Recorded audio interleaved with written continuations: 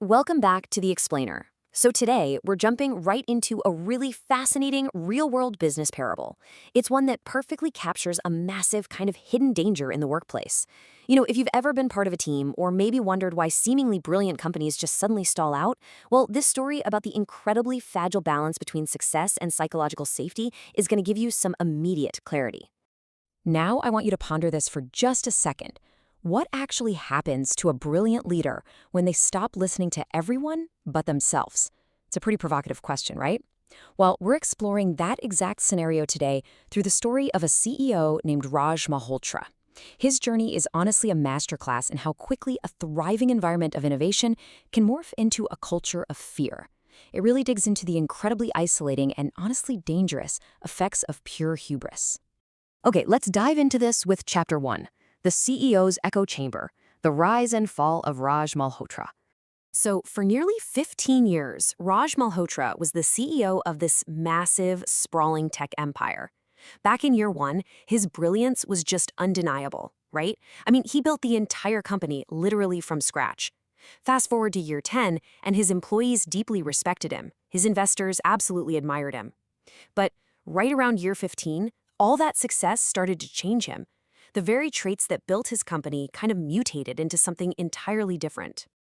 See, the early Raj, he was a leader who absorbed everyone's perspective to build his empire. He was like a sponge. But success created this really troubling transition. The man who once relied completely on collective insight began to believe that his past success somehow guaranteed future infallibility. Basically, he started to think that his opinion was the only one that truly mattered. And this shift manifested in a pretty chilling way. When someone disagreed with Raj, he wouldn't yell, he wouldn't throw things around the room. He would just smile and ask, "Do you think you know better than me?" Really think about the psychological weight of that question coming from a wildly successful founder. It just actively killed dissent. Soon enough, absolutely nobody challenged him anymore. And it wasn't because he was always right. It was simply because his people became totally terrified of being wrong in front of him. Let's move to the next part and see how this builds in Chapter 2, When Wisdom Walks Out, the Anatomy of a Toxic Culture. The symptoms of this shift are, well, they're classic, highly recognizable workplace red flags. Because of Raj's behavior, managers literally just stopped sharing new ideas altogether. Employees became afraid to even ask basic questions.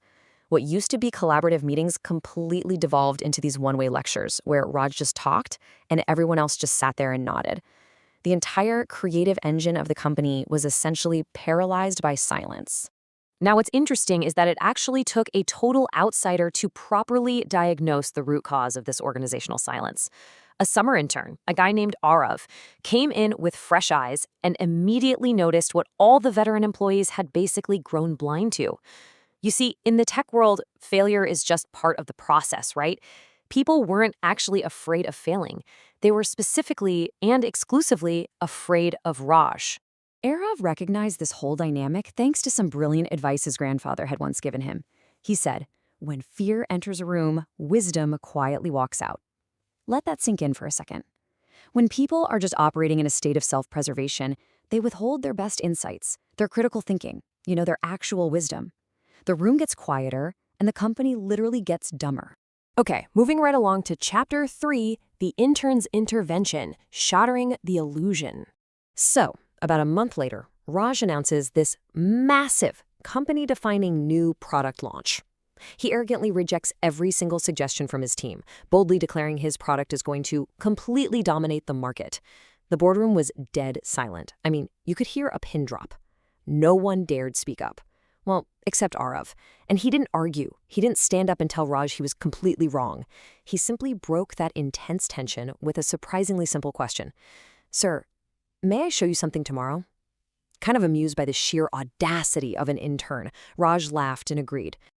Now, what's really interesting about Arav's approach here was the flawless execution. The very next morning, Arav walks into the boardroom, hooks a tablet up to the projector.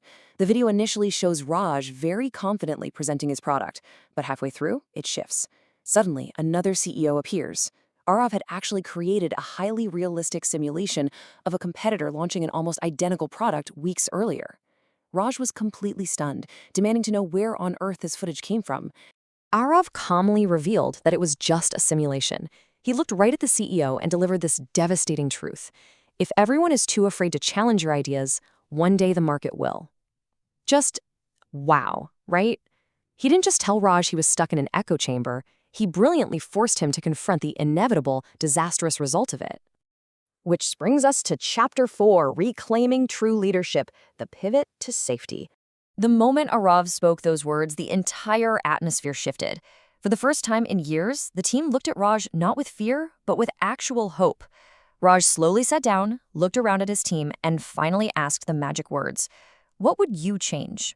And the second that psychological safety was restored, this beautiful, positive cascade occurred.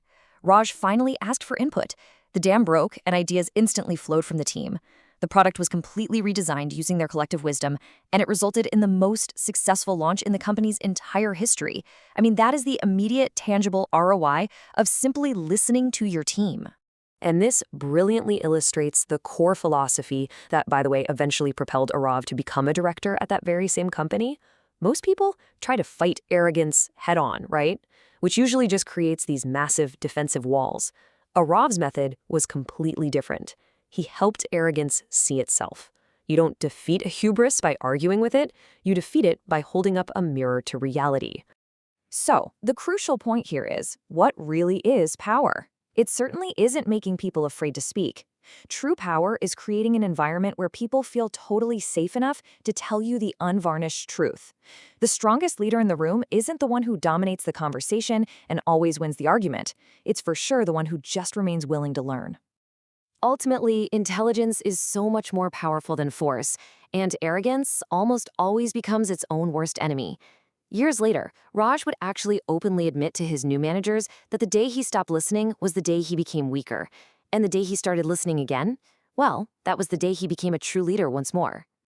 So as we wrap up, I want you to look at the dynamics in your own life, your own projects and your own teams. Are you building a room where wisdom thrives, or one where fear makes the decisions? It's a mirror we all need to look into from time to time. Thank you so much for joining me for this explainer. Keep asking great questions, keep listening, and I will absolutely see you next time.